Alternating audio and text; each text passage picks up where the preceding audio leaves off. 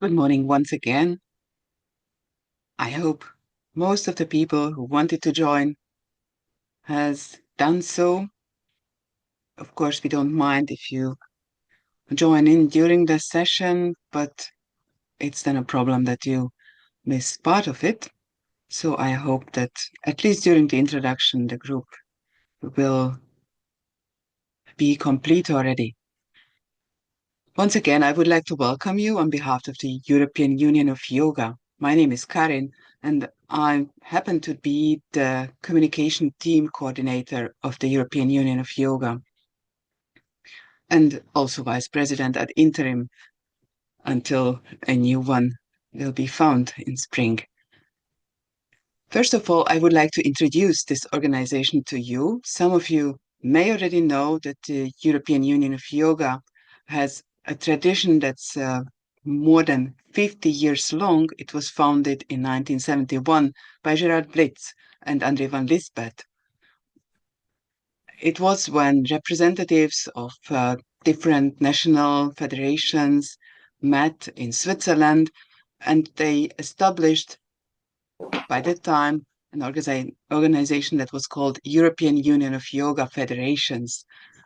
That was later renamed to the European Yoga Union. And today, we consist of 22 national federations across 14 countries in Europe. And we set, like the European Union of Yoga, sets the standards for yoga teacher training courses in Europe of these federations. And the UI recognized courses consist of a minimum of 500 hours of training all over 4 years, which is long and intense. And by that, we would like to make sure that the yoga teachers trained by our members are really of a high quality. And this is because we are the most experienced professional yoga association in Europe. Now, every year we organize a congress, a yoga congress in Zinal, that's located in Switzerland. And it is in one of the last weeks of August. For 2025, we already have chosen a theme that's Abhyasa and Vairagya. And I hope to see you there in Zinal. Registration is not open yet, but actually is coming quite soon. Now we are having this online series of events, which is a continuation of the last year's series with different topics, with new themes for you. Our speaker today is Peter van Lierde. He is connected to the Divine Life Society for over 50 years. He is a board member of the Belgian Dutch-speaking Yoga Federation. He used to live in Rishikesh in the Divine Life Society ashram and also in Yogaville in the USA. He got trained in India and now he gives lectures about the Upanishads and also in different teacher training courses in Belgium. He's author of 2 books about the Upanishads. He's an active member of the Kurukshetra organization, which is supporting humanitarian projects in India and that are connected to this Divine Life Society, and who is aiding refugees in Belgium and internationally. He calls himself a lifetime traveler. The topic he's going to talk about today is Dharma as a call from the stars. He explains this or understands this as an invitation to each and all of us into weaving the universal carpet of endless splendor. Verses from the Upanishads and the Gita about our time, space, and causation universe and our personal Dharma, duty in the light of the universal Dharma. So this was the short introduction to the topic today. It is great if you can keep your cameras on so that the speaker can interact with you better. If you have some questions, it is ideal if you can keep them till the end, but if they are burning and urgent and very much related to the topic he's talking about, then raise your hand and he will give you the space to ask that question. So I wish you a wonderful session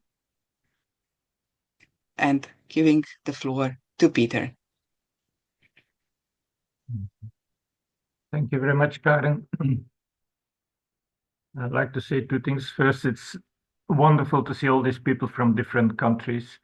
It's always an enrichment to just to read the names. I see some Irish names, some Belgian names, some people from different places. So it's always nice to bring people together and to bring different views together and different cultures together and different religions together and see the diversity of our planet and our universe a little bit coming together here. So it's always a joy to see this international meeting. It's the same as in Zinal. And secondly, I'd like to say that I always feel very uncomfortable when I'm being described and all these things somebody has done, or I think we're all humans and we're all in this together and we're all on the same level. It's not that one's worth is much more than somebody else. So let's do this together and try to look at this together and put our efforts in it together on the same level. So let's see about Dharma. I think most of you know that Dharma is one of the basic principles of the Vedic teachings. And it's one of the basic principles of the Hinduism as well. Actually, Hinduism in India is called Sanatana Dharma. It's like the eternal Dharma, the consistent Dharma, the Dharma which is always happening at every second and every breath of our life. So there's something very profound in that. It's something very basic in that. And especially there's something very universal in that.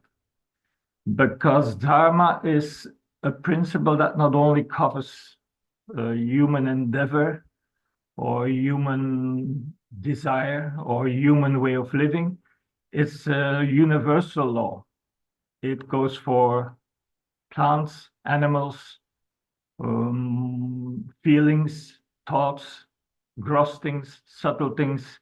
What is beyond gross and subtle is universal law. It's the law of the stars. It's the law of the universe, and it's the law which emerges from what is beyond the universe. As Karen said, the universe is caught in time, space, and causation.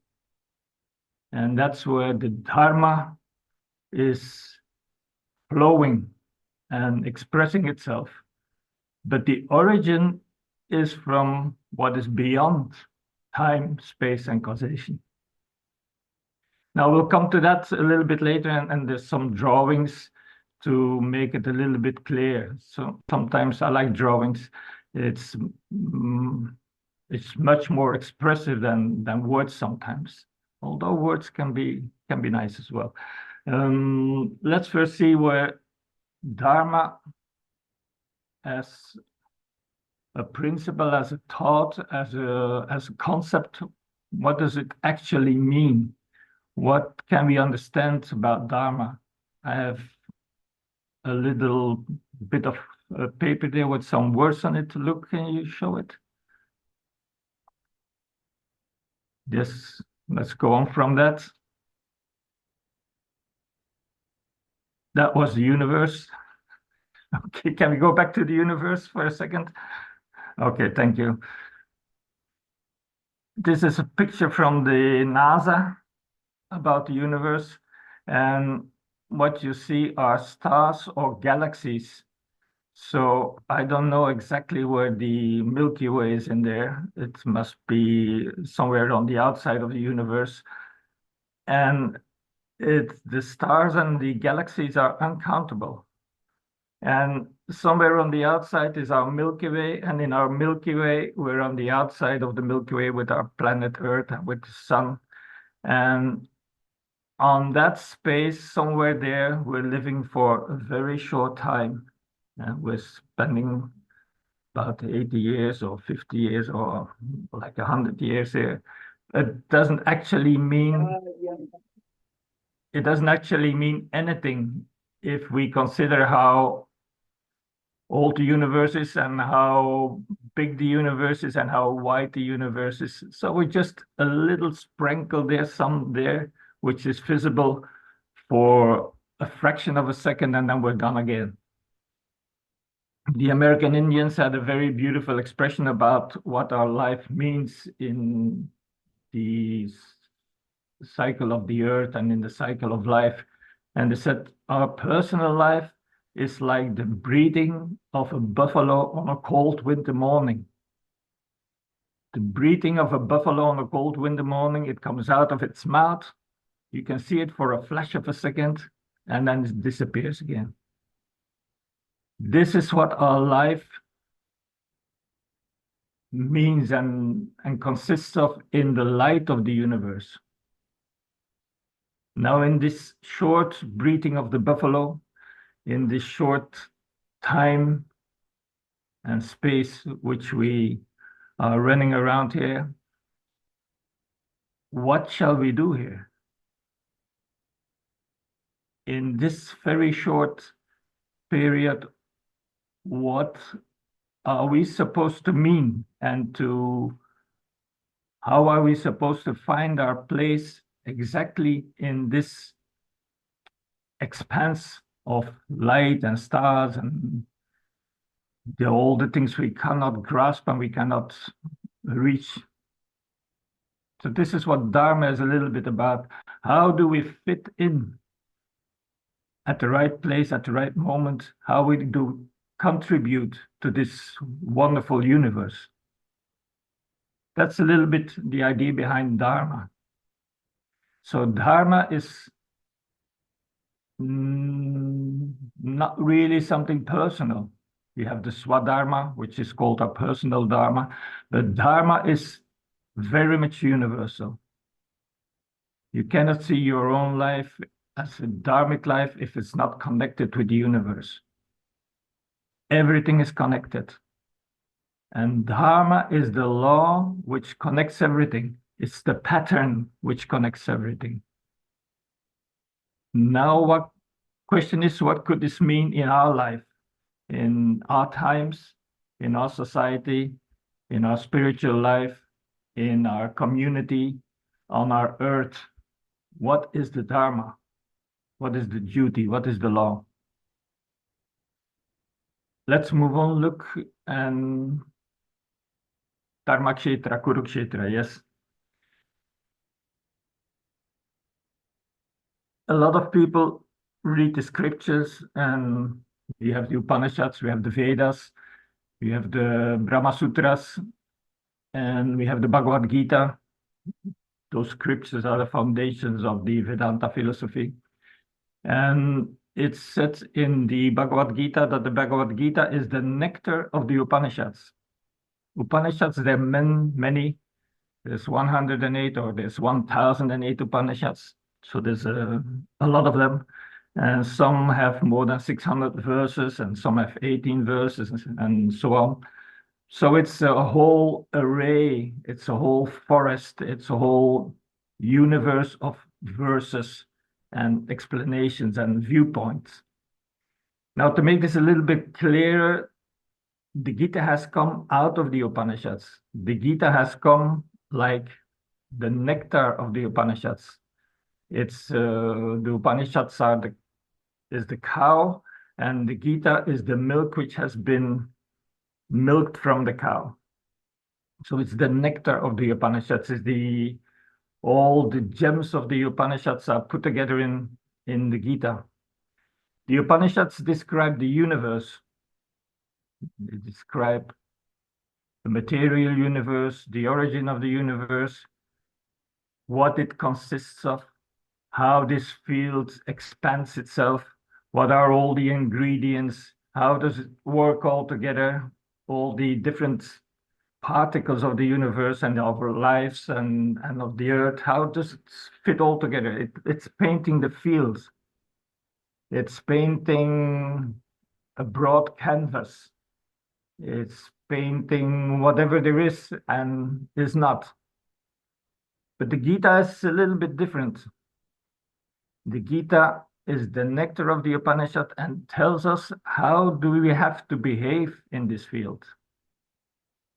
So we have the fields of the universe and how do we in our short life have to behave? What is the way we have to act?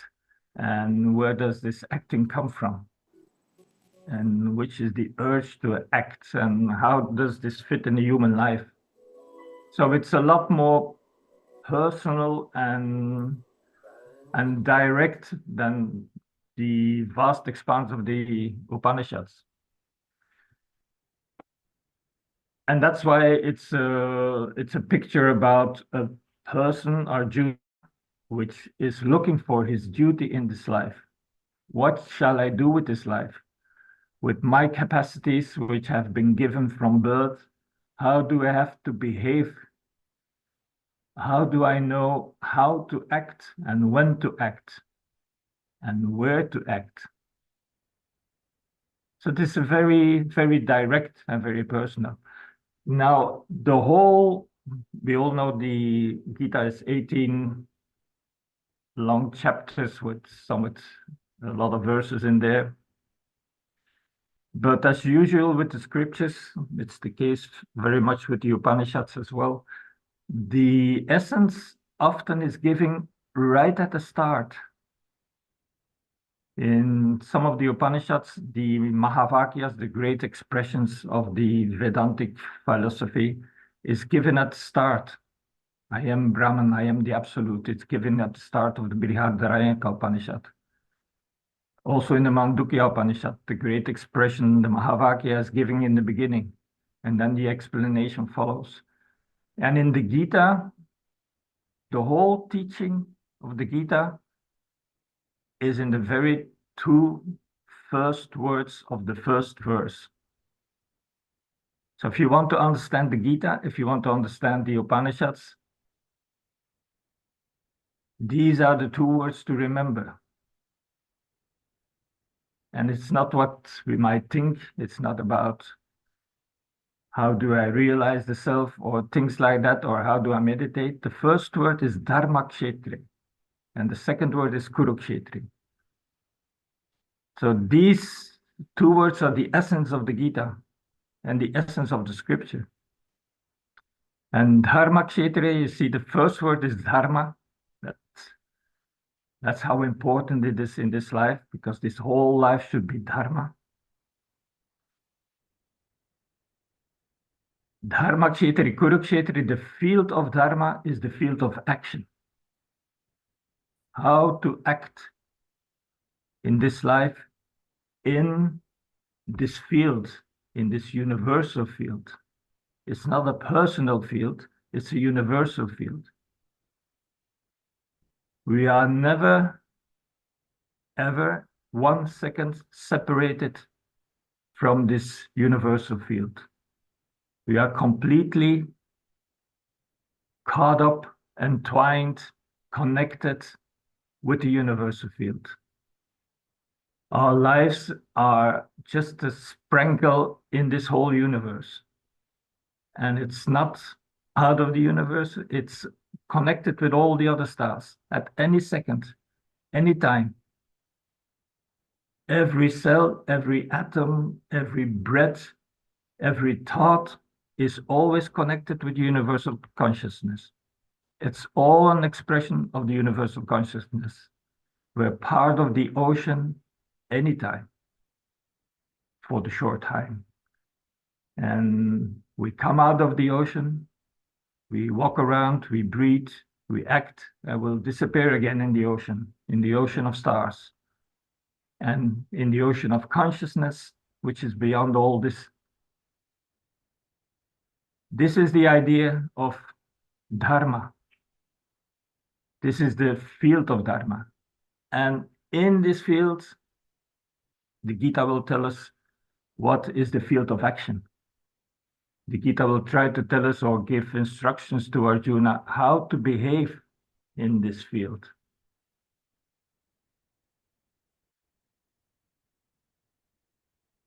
I think it makes it a little bit clear what we're trying to, where we're trying to go, and we're trying to tread, and which field we are trying to explore.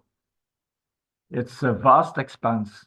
It's not something personal, psychological. We're not trying to feel good with ourselves. We're not trying to shave our bad feelings, or we're not trying to discover our fears and try to mend them or try to heal them. It's not something personal. It's broad. There's no end to it, as far as we can see. And the roots of the word dharma in Sanskrit is dhar, which means to what supports. What is the basic support as a base, but also as an acting principle? What is the acting principle that supports? That supports what? That supports us, that supports our society, that supports the world, that supports the universe. This is what the principle should support. It's the basic principle, which is the same for whatever there is. So it's a Vedic cosmic principle that keeps the universe harmonious. These are some descriptions which we often see as a translation of Dharma, because it's a word which cannot be easily translated. So we have the Vedic cosmic principle that keeps the universe harmonious. Sometimes it's translated as virtue. It is translated as a religious or moral duty, or the path of rightness, the right way of living, or law, justice, or order and customs.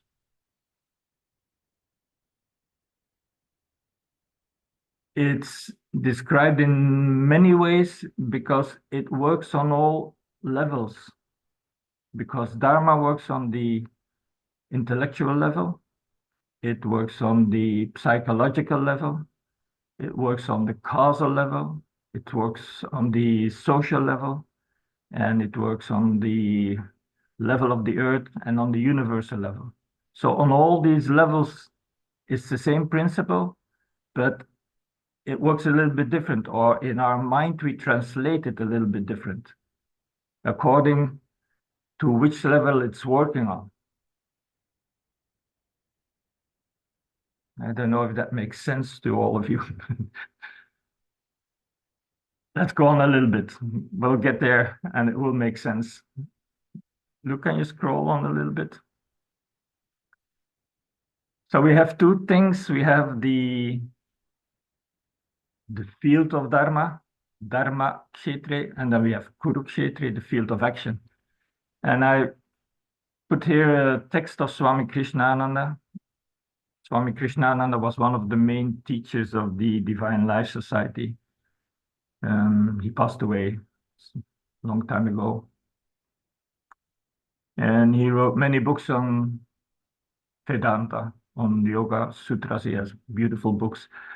I don't know if anybody of you has come across any of his books, but they're worth delving into. And he always had this universal vision. It's always a very broad vision. He was not an easy person. Um, in the United States, say he didn't suffer fools gladly. So he could be very blunt and he could be very direct, not to say grumpy sometimes. I loved him for this because he he was not dancing around. He was not producing all these wonderful, nice words and ideas. He did get direct to whatever he wanted to express and to direct to the essence of the teachings. And there's one thing I remember because in the introduction it said I lived in the Divine Life Society in India. When I came there as a long-haired hippie, many times, long time ago, I went to the reception area and there was a Swami sitting there. So I came in half naked, a dhoti, and this very long hair and very hippie. And this was a strict place with all the swamis in orange and or in white. So there's quite a little bit difference between the two. And they asked me, what are you coming to do here? And I said, I like to stay a little bit in the ashram.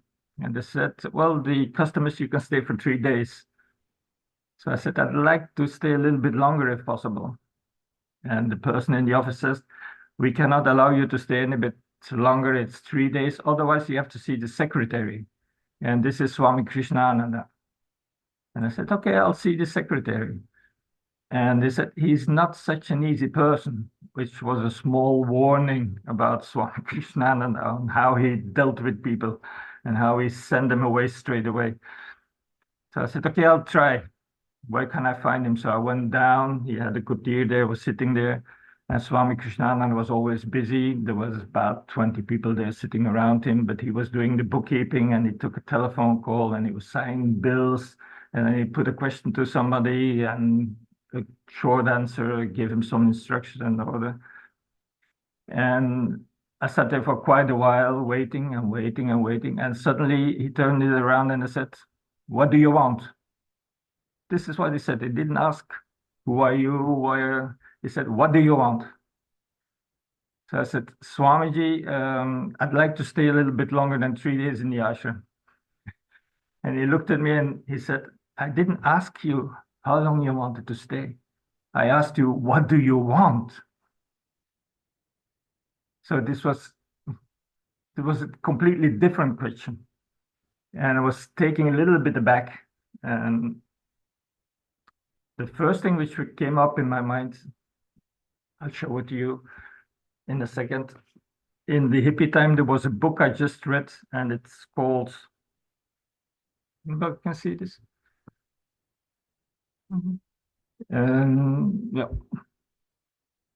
It's in Dutch, but it's a book by a French person in the hippie time, and it's called Lancelot, and it says, I want to see or to meet God face to face. I want to meet God face to face. That's the title of the book.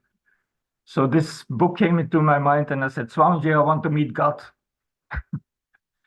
And he turned again and he said, you can stay as long as you like. And this was the end of the connection with Swami Krishnananda. This is the person he was, but this was also his view, which he expressed in his books, and very direct and very to the point, really, without all these niceties around it. So this is a little text from Swami Krishnananda about the universal law, about Dharma. And it says, do not take what you have not given.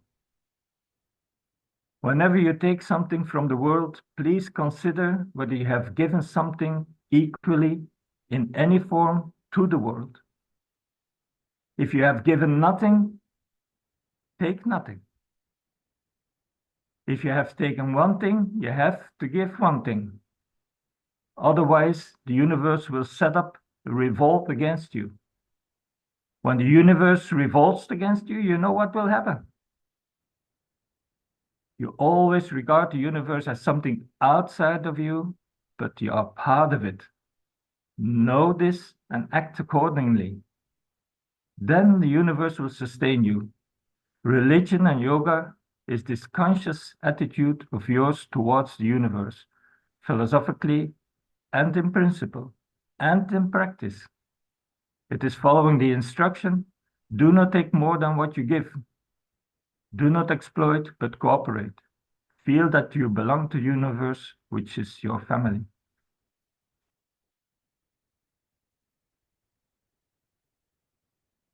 This is a little bit the idea behind Dharma, because if we think a little bit about what has been said here,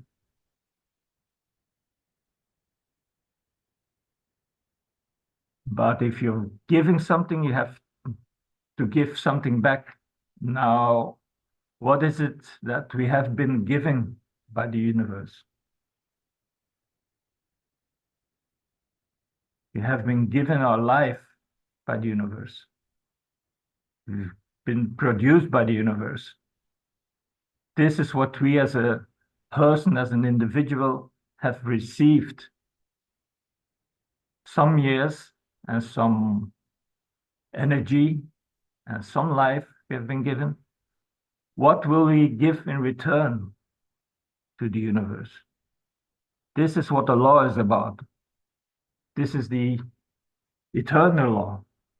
This is what Swami Krishnananda talks about. So we can all pose this question for ourselves. This is what I've been given. What shall I give back to society, to the people around, to the earth, to the universe?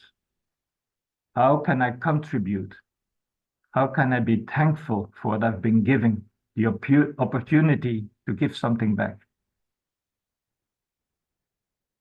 It's a completely different set of attitude, inner attitude, from what we sometimes think we're doing with yoga and with philosophy, which is trying to enrich ourselves and to learn something and to get happiness and to get peace for ourselves. It's a different attitude. It's to give. And what we're looking for will come automatically if we have a different attitude. If we try to grasp something, we will never get it. There's a saying, if you try to grasp the sand very hardly, it will disappear between your fingers and you will be left with nothing. It's by giving that you receive. This is the eternal law. Of course, we're all human and things go left and right and we have our problems and we get enmeshed in situations and we have our demons and our angels and all these things. But this is the basic principle behind everything. We can move on a little bit. Look, is this a little bit? Does it make sense to anybody? Okay, I can only see 2 or 3 people. So this is the law. And then how do we act according to this law? This is another question. This is the consequence of understanding the law. And the law is, what is the duty, the field of action? Act according to the law to the best of your abilities. It's also said in the Gita, yoga is skill in action. It's one of the definitions of yoga, yoga karma sukhasalam. It's in the 2nd chapter of the Gita. And I mentioned something here because it is said to Arjuna, yoga is skill in action. Is given what you are able to give in the right way, at the right time, in the right spirit. And you all know Arjuna was a warrior, a kshatriya, and he knew the art of using his bow. He was trained in one of the basic sciences which are attached to the Vedas. There's some four sciences or five, depending on which source, which are attached to the Vedas. And one of the science is Dhanurveda. It's the four Vedas, or the four sciences are called Upavedas. You can look it up. But one is Dhanurveda. It's about the art of archery. And we may think it's something bloody or something about fighting, but that's not what it is about. The art of archery is the art of using your arrows and your bow in the right way. And the art of archery is the ability and the integrity and the capacity to know how to use this bow and to know how to use the arrow so that it reaches its goal and its aim. And this is the art of our life, so that we can shoot the arrow of our life in the right way with the right force so that it reaches its aim and reaches its goal. This is the art of archery. And the art is that Arjuna will be able to shoot his arrows so that they exactly, without wavering and without diversion, reach their goal. It's quite a beautiful picture. And this is what is meant in the Gita also. This is what Arjuna needs to do. And he's wavering, he dropped his bow and he dropped his arrows, and he's not using his life for what he's meant to do. He's in despair and he doesn't want to fight. He doesn't want to dedicate his life in the field of action, in the field of righteousness. This is the picture. And this is what Dharma is behind. Arjuna needs to fulfill his Dharma in the field, universal field of Dharma. And he needs to act. He needs to pick up the bow and shoot the arrow of his life. There's no choice unless you want to be as the Arjuna despairing there and not acting.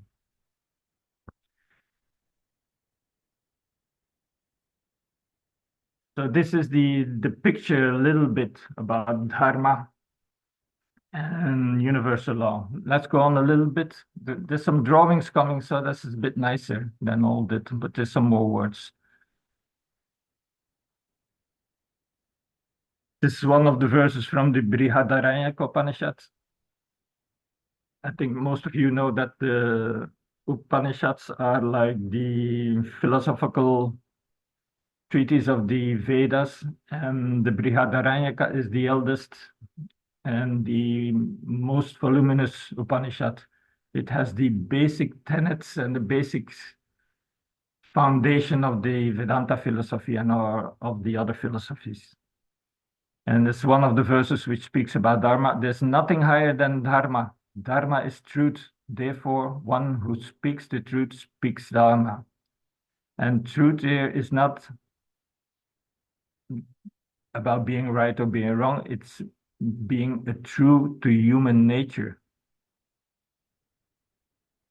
to the essence of our nature,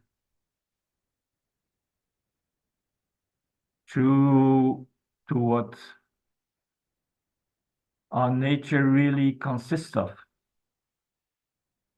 and not about all the layers we've been putting on top, which obscure the essence of our being. And Dharma is being true to the essence of our being. And the essence of our being is the universe. And the essence of the universe is what is beyond time, space, and causation. This is the Vedic view of things. Always look at the stars.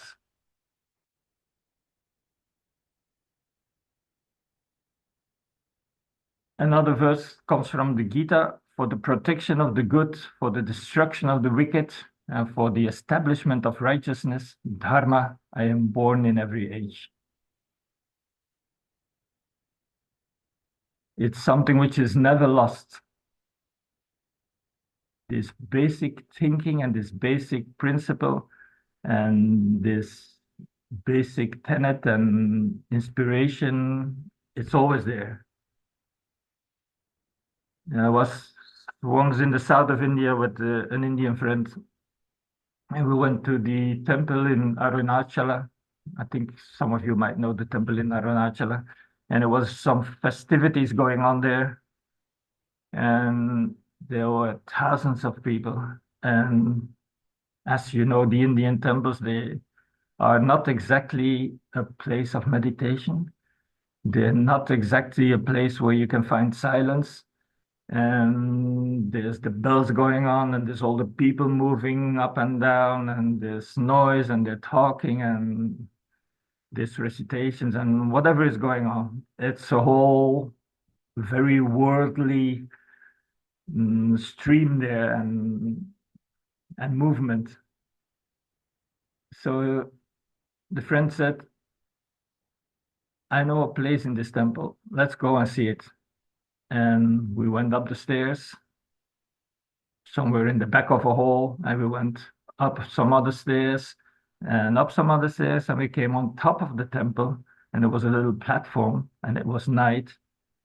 And the friend said, lay down and look at the stars.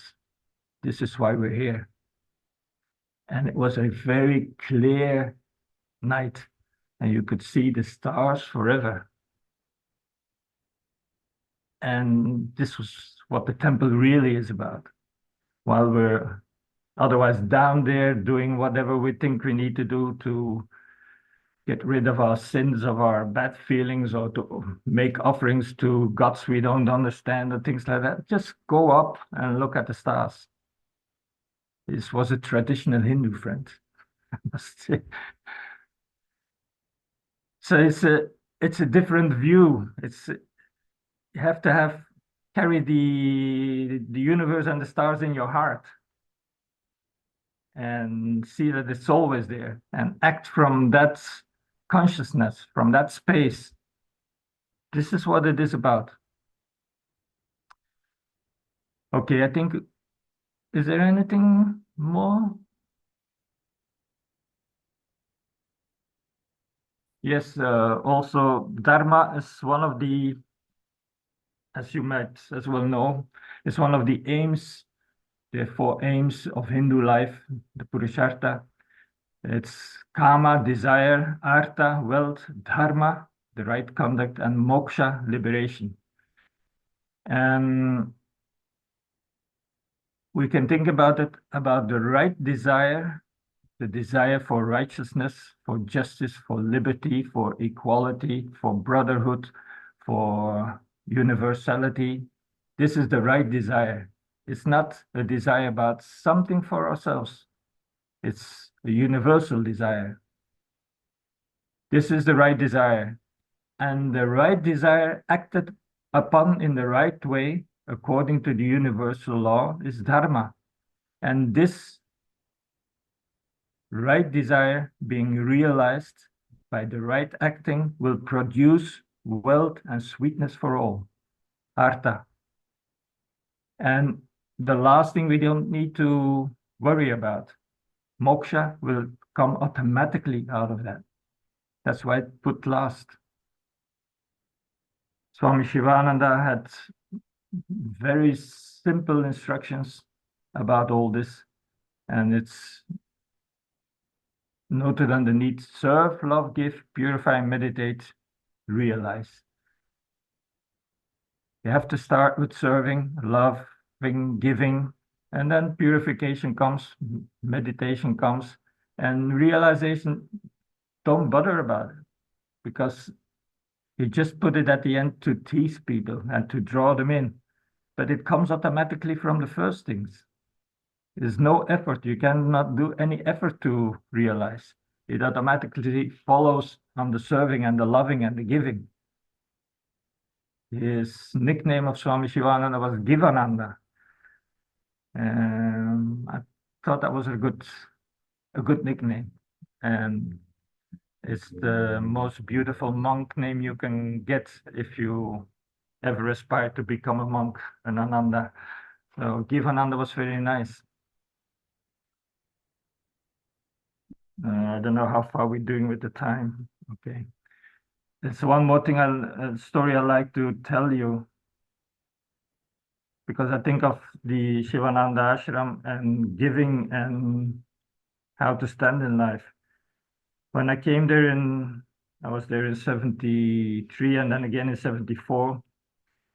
And when I came back in 74, there was an Australian monk living there. His name was Karunananda. I have I'll show the picture of, I don't know whether you can see it, yes. Typical sadhu, he lived in the jungle and there was a small Dattatreya temple there. And this Karunananda was an Australian who went to India, a disciple of Swami Shivananda, and he took monkhood. And while being in India and living in this very small temple near to the small temple, it's still there, the Dattatreya temple. And he got a stroke and he became paralyzed. And he could still walk, but he couldn't move his arms and he couldn't speak. So the only thing he could do was moving around, walking. And his disciples, there were some very sweet Australian boys. One was called Ananda and the other one was called Serenity. They took care of him and they fed him with a spoon and things like that.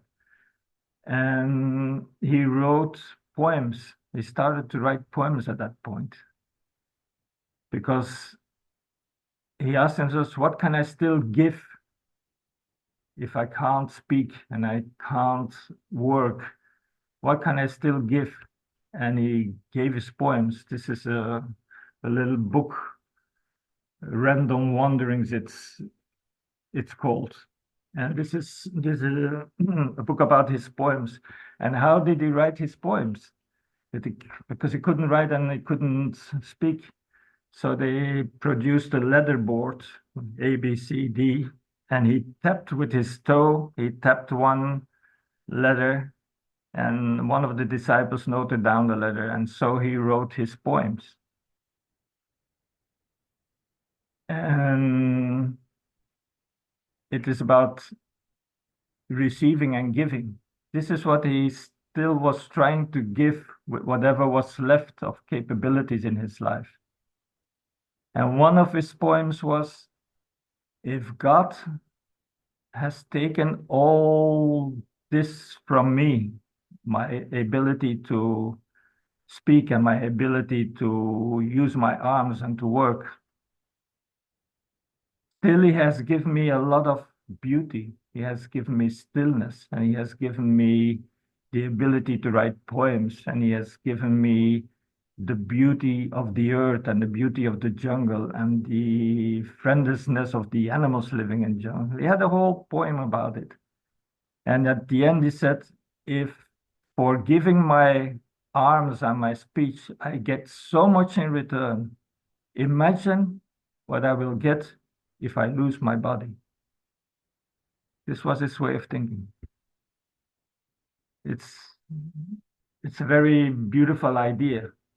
And it's a very different way of living and walking in life and acting in life. So, small stories. Let's move on and have a look at pictures. The first picture on the left, I don't know whether you can select it, look and make it a bigger and start with this cause and effect. Yes, but moving on a little bit.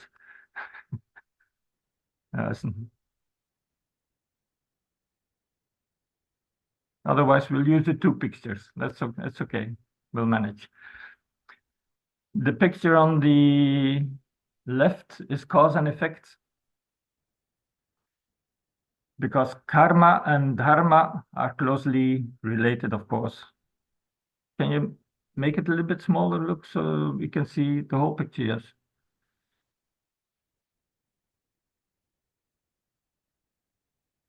Because if we act dharma, if we act in the right way, it will have results. It will have effects if we act in the wrong way. And acting is not only physical acting, it's mental acting, and it's causal acting.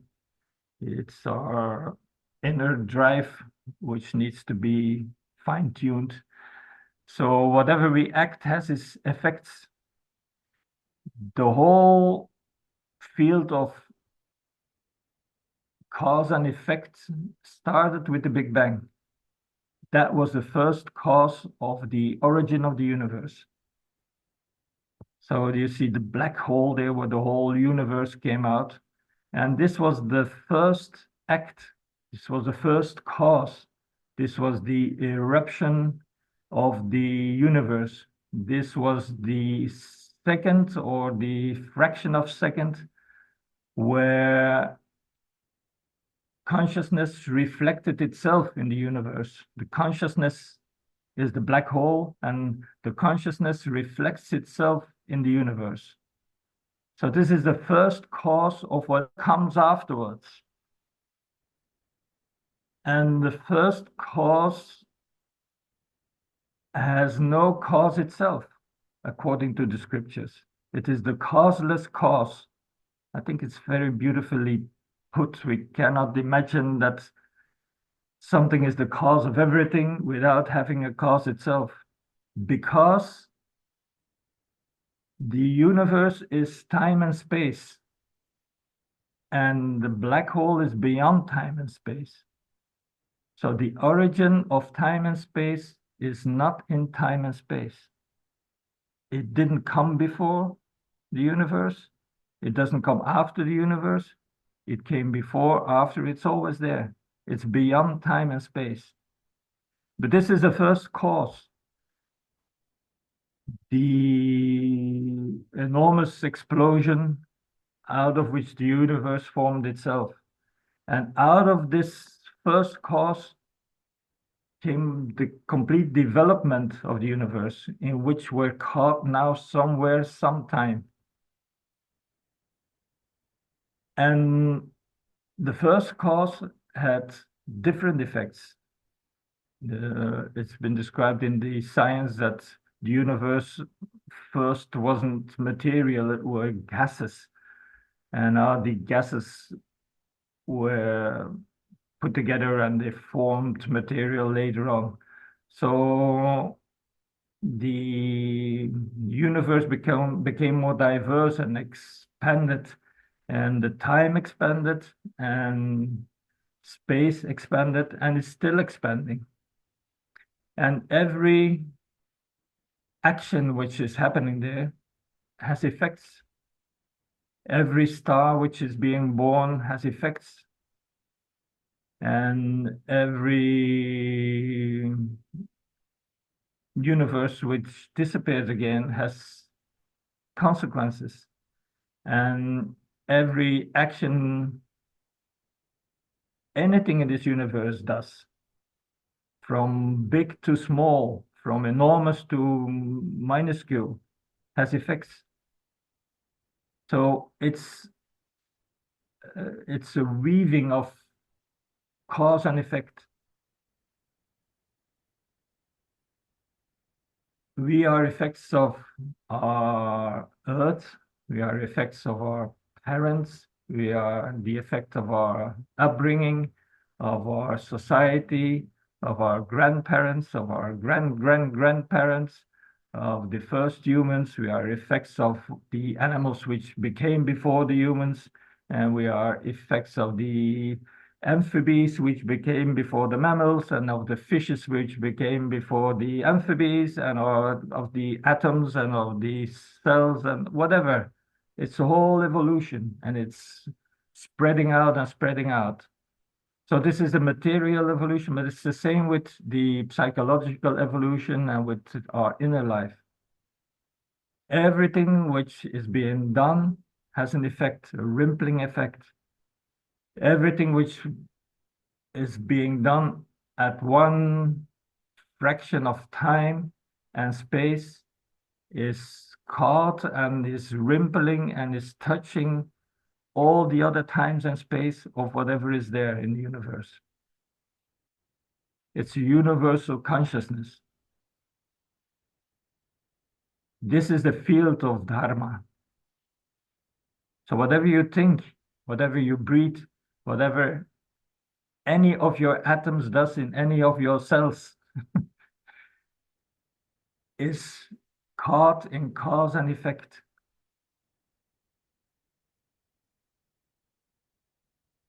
And the question is, what will influence this cause and effect? How does it work? How does it work in our life?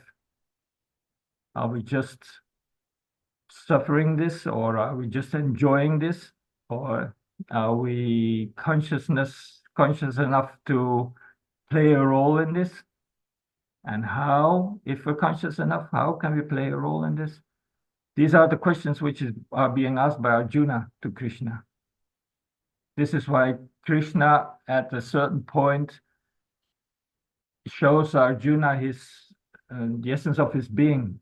In some of the middle chapters, he reveals himself. Krishna reveals himself not as a teacher, not as a wise man on the battlefield, but as a cosmic being, encompassing everything and everybody. And this is our field. There's a field of cause and effect. This is the Krishna body. It's the universe.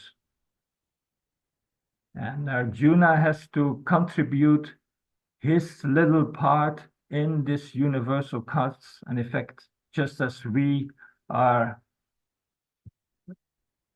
trying to contribute our part to live our Dharma, to have our right place and our right space in the right consciousness in this whole cause and effect. And this is universal, but we can see this in our personal lives, of course. The way we act and the way we act with our children, if we have children, or the way we act with our relationship, or the way we act in society and with other people and with materials. Our consciousness is the basic thing which with we act. It defines the way we act. It's our psychological consciousness, but it's a lot more of spiritual consciousness, which is behind and a deeper layer than the psychological consciousness. And if we're rightly connected, then we will act in a different way. There's a lot more to the karma, cause and effect, and there's a lot more to the explanation of karma, but we will not get into this because it will lead us a little bit astray. I'd like to go on to as I see the time is moving on. I'd like to go on to the next drawing, which comes out as Svetashvatara Upanishad, and it's very beautiful. Yeah. Oh, it's moving. It's a wheel, which is apparently it's moving around.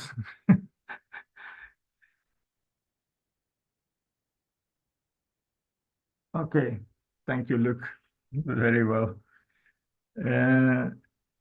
It's the wheel of samsara. It's a picture which has been drawn in one of the Upanishads.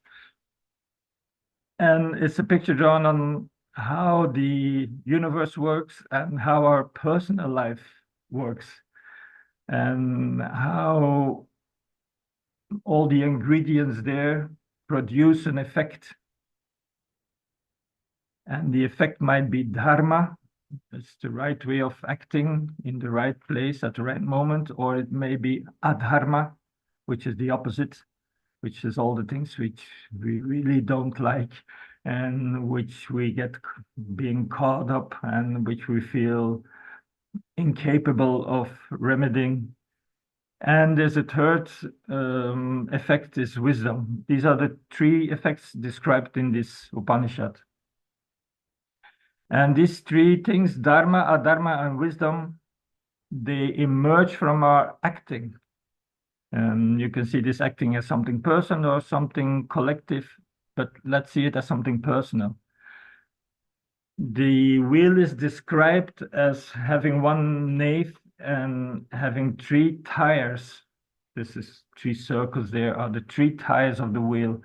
So there's three tires which can leave three traces and three roads which the wheel is treading. Now there's one nave, and the nave is the center of the wheel is Ishvara. It's not the nave, it's the center of the wheel is Ishvara. Ishvara is the cause which we were talking about, the cause of which all the other things emerge. The center of our life is being driven by kama, desire. Kama is the force, the deep desire which drives our lives, which sets everything in motion. The desire to live drives our lives. And the desire to live can be strong, it can be very strong, and it can be overly strong and overwhelming us. And it can be that we have no right way to express our deep, deep desire to live.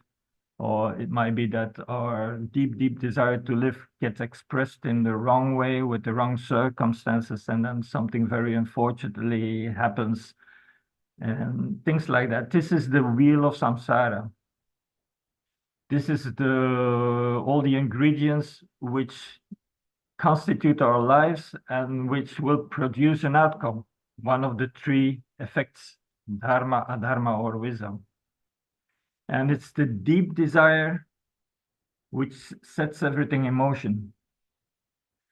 It's Swami Krishnananda describes it as the deep desire for unity, the deep desire for coming home. He describes it as, with the birth of the universe, the universe which is an expression of time and space and which came out of that which is beyond time and space. He says there's a traumatic things which happened there. It's the apparently diversion between time and space and what is beyond time and space. I think he said it's the illusionary notion that there is a difference between the two. And this illusory notion that we are separate from our essence is the deep desire which drives our lives, whether we're conscious of it or whether we're unconscious of it. So this deep desire for unity is what drives us and what sets the whole wheel or the different wheels into motion. And this deep desire expresses itself by the way we act and by our outgoing way of the way we act. We get confronted with the outward world and we're exploring the outward world with our senses, and we're expressing ourselves. Our inner life is formed by our outer experiences and the things we we come across and which happen in our life. And we're not entering this life with a clean slate. So we are not all humans with the same capacity, with the same insight, with the same intellectual capacities, or the same energetical capacities, or bodily capacities, or whatever. So we're all individual with our own problems and our own deficiencies. And this is in this instrument, this desire has to try to find its way. And we're looking for it in the outward world. We're looking to satisfy this deep desire through religion or through relationship or through getting rich or through possessions or whatever. And in the way we're trying to do this, we get lost in this wheel of samsara. I think most of you saw the movie by Charlie Chaplin. It's called Modern Times. It's one of the older movies, and he's trying to work on a machine with all the different movings of the machine, and he's trying to adjust it, and he gets caught up in the machine.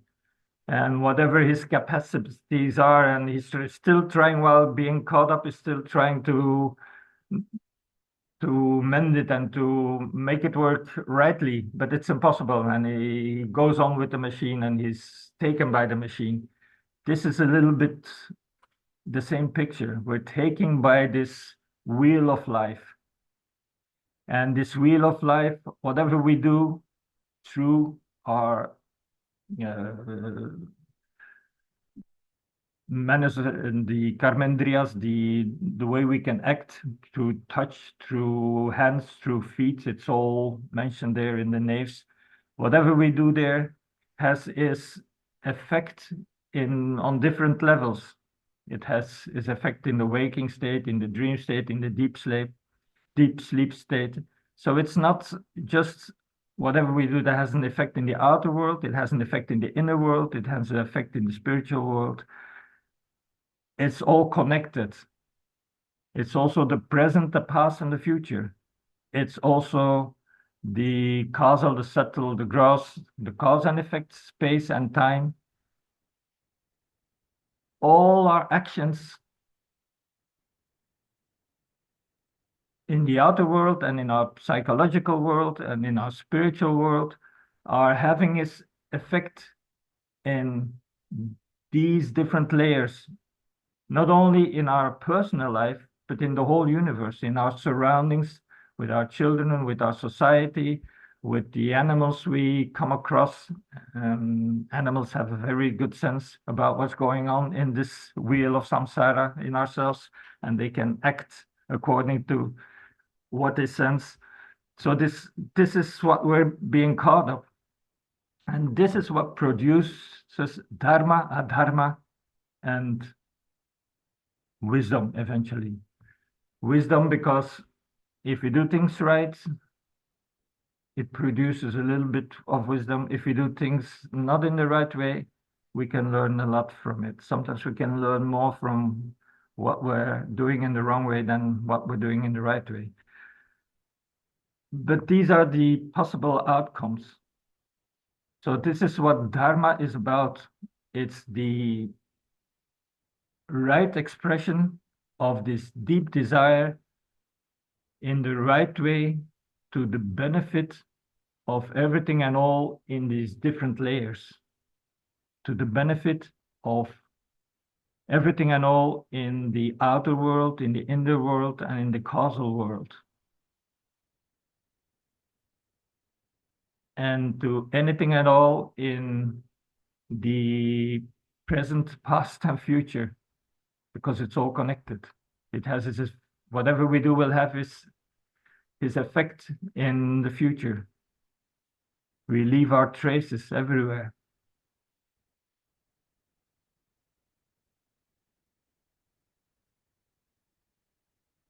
if we act according to the universal law, then the outcome will be Dharma.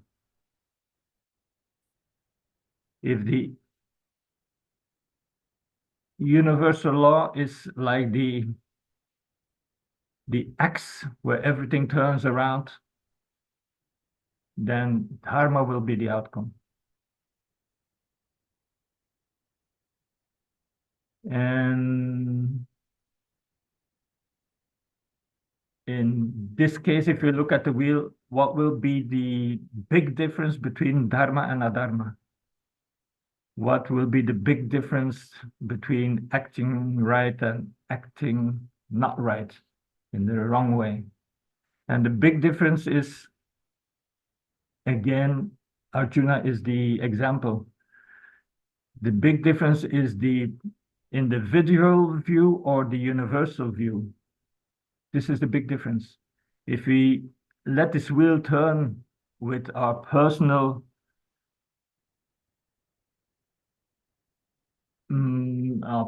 desires or our personal needs as the X where everything turns around, then it will be Adharma. If we let this wheel turn with the X of the universal desire and the universal benefit, then it will be Dharma. This is the difference between the two. This is why we go back to what Swami Krishnananda wrote about giving and taking. If we take something for ourselves in this constellation, if that is the main thing, I want whatever, I won't be happy, I want to live a nice, comfortable life, I want to have a good relationship, I want to be a good yogi, I want to realize I want. There's no end to it. Even if your aspiration would be okay, but if it's around yourself, then it will be adharma. If it's a universal view, it will be dharma. It's a very universal thing.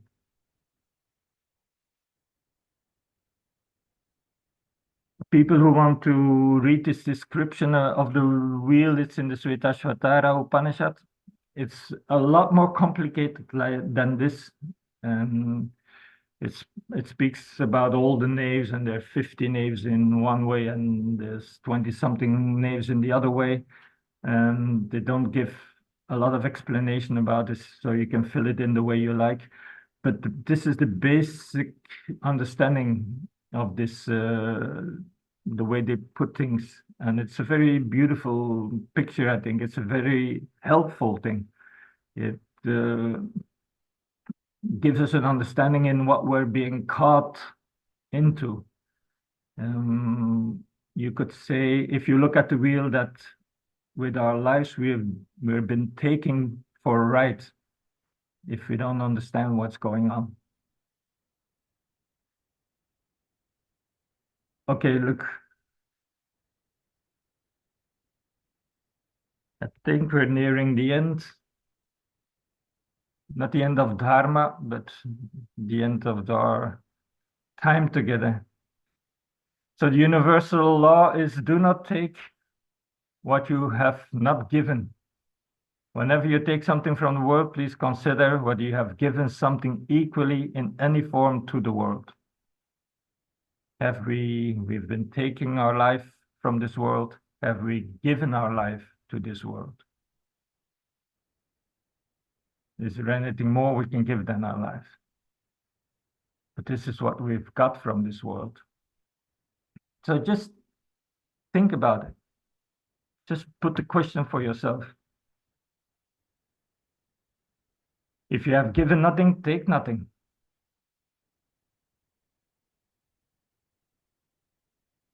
Always regard the universe as something you are part of, act accordingly.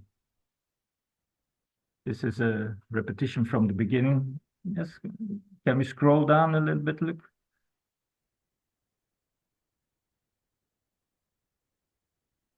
Dharma, the final definition of Dharma, the easiest definition of Dharma is again, this is from the Brihadaranyaka Upanishad again.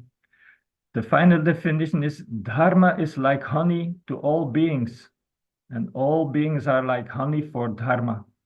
Mankind is like honey for all beings, and all beings are like honey for this mankind. See that your life is honey for all beings and for the whole universe. It's part of a series of verses which are called the honey verses, the Madhu.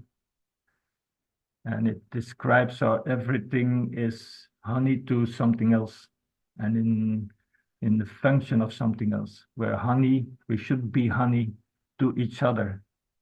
In some marriages we call the spouse honey, which is a nice way of putting into practice the Upanishads. So Dharma is like honey to all beings, and all beings are like honey for Dharma. And in the Chandogya Upanishad, it says the whole life is a sacrifice. It's a sacrifice in the way, not that it's cruel or difficult. It's a sacrifice, it's offering. And we're offering honey. That's what we need to do. We're offering the splendor and the beauty and the stars which are in our heart. We're offering to the whole universe again. We are part of this whole twinkling of stars. We become a twinkling star ourselves. Living is giving, taking is dying. Simple instructions. And there's one more drawing. If we are honey to each other and we become a star in our inner universe and in the universe of the world and universe of the earth and the society and the universe of the universe. If we are living a dharmic life, we take our right place at the right time, at the right moment in the expanse of the whole universe. And then all these threads of time and space and all these threads which are entwined with each other, they will take their right space and they will form a beautiful pattern. And we all have the duty to be our part in this wonderful, beautiful pattern of this carpet. And then this carpet will take, you can see this forming, these lines are time and space, and they become a beautiful pattern like an Eastern carpet. And then this will be the magic carpet of the universe in which we twinkle each in our own right and our own space.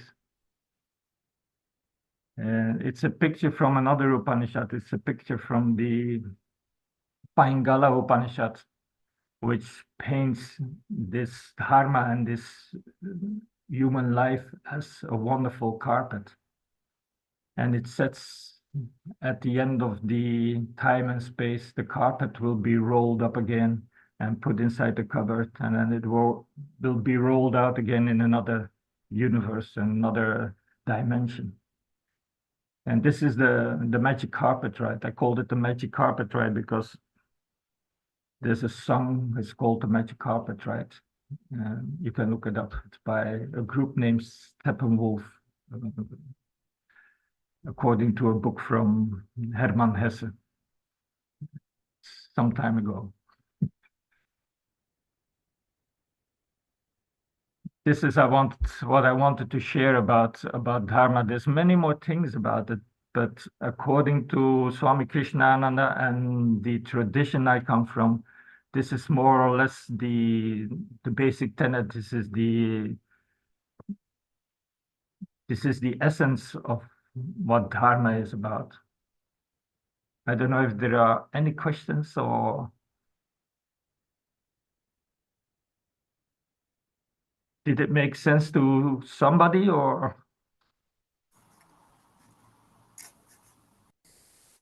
Okay. Someone asked if it was possible to get the presentation. For me, it's no problem. I just have no idea how to do it. It's rather simple, if you agree. So when I send the link to the recording, to the registrants, I can send with the link also the presentation. Okay. For me, it's Okay, fine. thanks. The drawings are not for taking, they're for giving. So,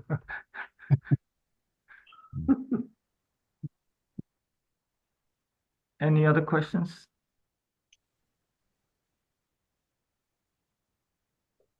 Okay. I maybe have a question. Do you hear me? Yeah. Yeah. I think it's very difficult to distinguish the if you do things and you think for yourself, well, I do it for somebody else, or I do it for the you think that you know what should be right, and then you act in a way that you also have this always this influence on other people, and by doing that you always judge also in a way what other people are doing, and it's always very difficult to say, well, I do it for the bigger principle or the writers of things, instead of it's always in a conflict, you know. It's very difficult to find really what is the real motivation of your action. Yes, this is because we usually try to judge things and to Yeah. see things from our own psychology, and we should, the law of Dharma is seen from a very much deeper level. Even if we think we're doing something for somebody else, it might be that we're doing it for ourselves, because our unconsciousness is playing a big role in the whole thing.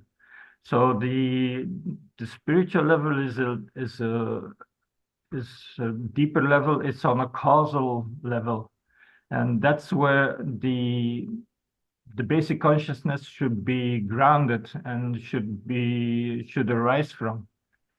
So if we think in with our rational mind or with our inner mind, psychology, it's probably will produce a mixed result. It's only when all this is cleared and it comes from a far deeper level, from a universal level, then it will be much clearer, and then there's no questions, and then you don't question the outcome either. So you give what you can, and but it's rather it comes automatically, nearly. It's like an automatic reflection to anything. What happens is an automatic reflection without posing questions. I'm not saying you should try this. This is the principle. And also Arjuna, when he had to shoot his arrow, which is exactly what you're describing, to reach the aim without any consequence and reach the aim rightly, he had to listen to Krishna for 18 chapters and doing 18 different yogas. So it's a process. It's not something which happens from today to on tomorrow. It can, but for most people, it's a process. And the most important thing is to be conscious of this. And if you're conscious of the universality behind everything, then it will slowly change. And then it shows itself in very small things. If you see an animal or an insect trapped somewhere, you help the insect getting liberated, or you open up the window so the fly can go outside, or whatever insect there is. If you see some dirt on the street, you pick it up and put it in the garbage can. It's in many ways, in many different ways. It's a kind of consciousness which you try to move in this society and move through life. But it's not focused on yourself. it's focused on a much broader level. And it's focused on a much deeper level. So it's always stepping outside of your boundaries. I don't know if that's a good response to your question. So it's also maybe also more found in an instinct reaction, not always thinking too much and rationalizing everything and trying to explain and to argue. And it's more the first instinct. If you have this feeling to your instinct still to just act in the right way. Yeah. If you're in, well, for most people who meditate, if you're deeply in meditation, then some things will come, some insights will come, or some inspiration will come. If you step across your own boundaries, then you open up the doors to let the inspiration come in, to let the stars come in. And this is the basic thing, to step across your own boundaries or to open up your sphere to a much greater universe. And then if we do this in meditation, for instance, then we, at a certain point, we are not longer there. Of course, there's a body sitting there and there's a mind sitting there, but the personality, the individuality is no longer there. It becomes silence. It becomes something deeper. It becomes something grounded. It becomes something wider. And this is what it's crossing boundaries. It's opening up yourself. And if you live in this kind of consciousness or this kind of universe, then these small things will also come.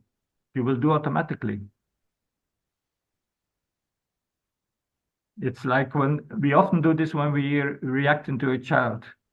We often do this very instinctively or automatically. Children are innocent and we don't put questions. If we react to a child, it comes automatically for the benefit of the child. That's what most people do.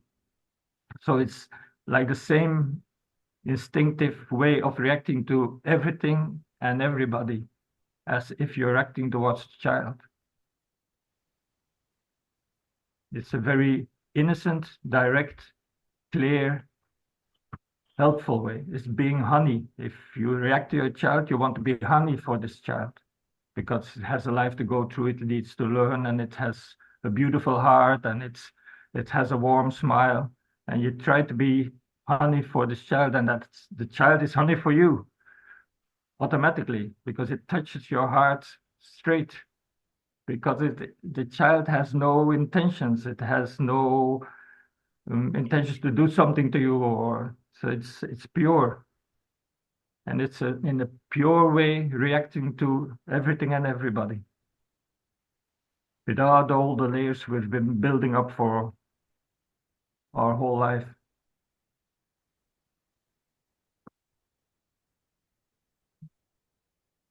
Okay. I hope this was a sweet morning for most of you. Okay. For those who want, we have it in Dutch as well in a couple of weeks, but I guess it will be a little bit difficult.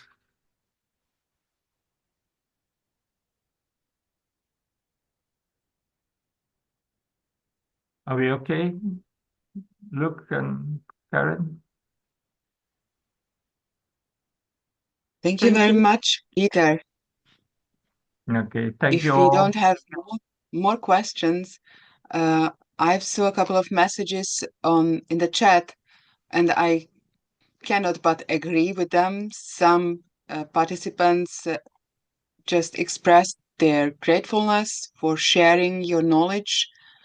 Some say that it was very inspiring, and another one says that you have shared lots of thought, lots of food for thought. So I would like to express my gratitude for your time, your knowledge, for sharing all that. And I also would like to wish all the participants a wonderful Sunday afternoon. And I hope very much to see you anytime soon at any of the upcoming sessions, which you can all find on the website under europeanyoga.org, or on Facebook. You also can find a wonderful overview for all the months of December, which is quite packed with online events. Or if nothing of that is going to happen, then I hope to see you again in Zinal 2025. Wishing you all the best. Thank you very Thank much. you all.